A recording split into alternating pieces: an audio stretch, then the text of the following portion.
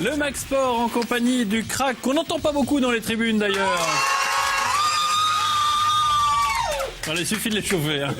Tout simplement. Allez, en compagnie de Caroline Panitzou, la présidente du crack, et Grégory Fréchin, le responsable des jeunes. Mais honneur aux femmes, on va prendre des nouvelles des cracks Sinel, puisque c'est comme ça que vous surnommez cette équipe féminine. C'est la seule du département.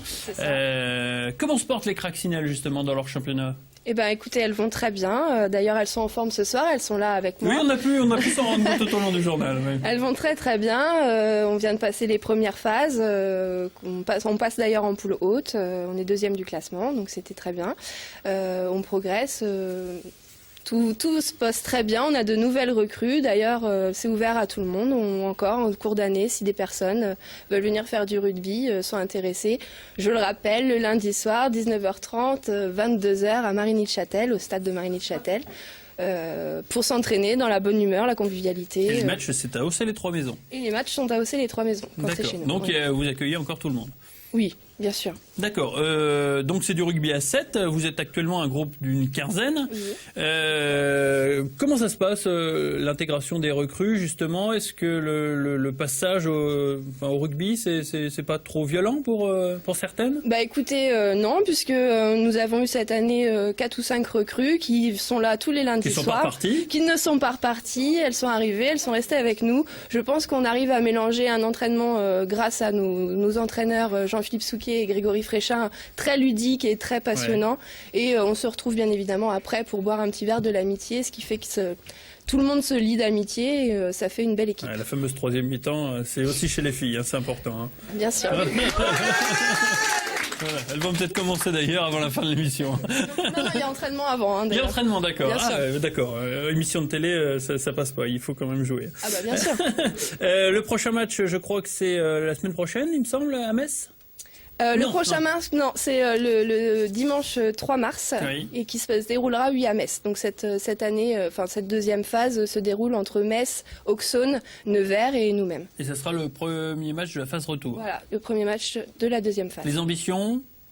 On en a toujours et on part avec des objectifs. Là, on a l'objectif d'être une équipe au complète qui se déplace à chaque fois, qui n'a pas fait forfait. Donc pour nous, c'est déjà un très bel objectif. Maintenant, l'objectif premier, c'est d'avoir de nouvelles recrues, de nouvelles têtes, une belle équipe, quoi. Alors le crack, on sait que c'est un club qui est à la fois féminin et masculin, mais c'est important que le président soit une présidente?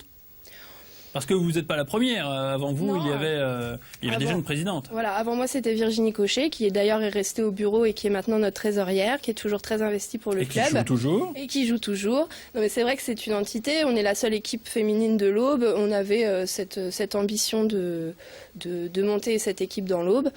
Maintenant, au niveau du bureau, c'est vrai qu'il est essentiellement féminin. On a quelques hommes quand même. Hein. L'équipe senior est quand même représentée par un vice-président senior.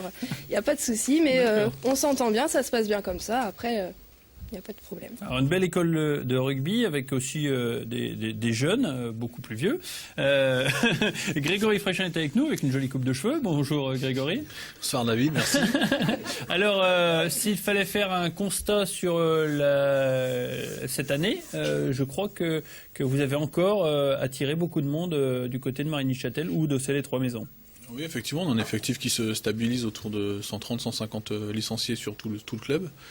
Les catégories jeunes fonctionnent très bien, mis à part la catégorie moins de 15 qui pour l'instant est un petit peu en deçà. Il faudrait qu'on y travaille encore.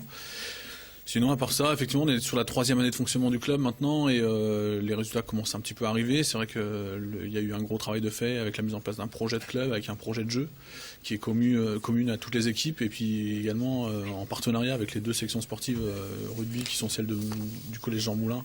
Oui. À Marigny-de-Châtel et du lycée Jules-le-Curie, voilà, à Romilly, c'est un projet commun qu'on a et qui permet effectivement de nous faire avancer d'un point de vue sportif. Et puis d'intéresser certains scolaires au rugby et peut-être de leur faire signer une licence, faut le dire aussi. Hein. Il y a un aspect promotionnel, effectivement. Ouais, mais c'est comme ça que ça marche, il n'y a pas de souci. Il n'y a pas un problème de créneau parce que maintenant que vous avez attiré beaucoup de monde, ça doit être difficile quand même de répartir tout ce joli monde sur les terrains respectifs de Marigny et d'Auxay. Alors, c'est pas qu'il y a des soucis, mais ça demande à se poser des bonnes bonne question, comment va pouvoir se développer par la suite. Le terrain d'Auxerre nous est vraiment attribué sur toute la semaine. C'est un terrain de rugby, hein. C'est un terrain de rugby, spécifique rugby. Hein. Il permet d'en jouer toute la semaine, et le terrain de Marigny nous est lui proposé sur 2 séances semaine, qui nous aide bien pour pouvoir compléter toute l'occupation qui nous est nécessaire, quoi. Donc chez les jeunes, vous avez encore besoin de monde. C'est le moment de lancer un appel, puisque tout à l'heure Caroline a fait le sien. On ne s'arrête jamais sur nos lauriers. Les équipes sont en perpétuel renouvellement. Donc la promotion fait vraiment partie de notre rôle. On est dans un milieu très très rural. Marigny-Châtel, c'est une petite commune, très dynamique certes, mais qui a besoin quand même d'attirer du monde pour faire fonctionner notre structure, quoi. D'accord, avec peut-être besoin de dirigeants aussi, parce que les parents... Voilà, alors les parents sont très investis, nous suivent, nous accompagnent sur les sorties, etc. Les éducateurs n'ont pas le même rôle que les parents. Pour l'instant, il y a une équipe qui fonctionne bien. On est 14 en tout en tant qu'éducateurs dirigeants autour des jeunes et autour des féminines. Donc pour l'instant, ça fonctionne bien, mais effectivement, il ne faut jamais s'arrêter sur des acquis. D'accord. Merci d'être venu nous rendre une petite visite ce soir. Un mot peut-être, mais rapidement alors. Oui, pour vous dire qu'on a aussi depuis cette année une équipe senior qui évolue en championnat UFOLEP, et passer un petit bonjour aux gars du rugby d'Yainville, un nouveau club qui s'est monté et avec qui on a réussi à faire un match il n'y a pas très longtemps, qu'ils ont remporté à tout à leur honneur. Merci au Crac en tout cas d'être venu. Merci aux filles qu'on est toujours ravis d'accueillir, et on se donne rendez-vous pour un prochain match donc sur le terrain d'Auxerre les Trois Maisons. Quant à nous, on se retrouve lundi prochain pour un autre Mag Sport. À très bientôt. Au revoir.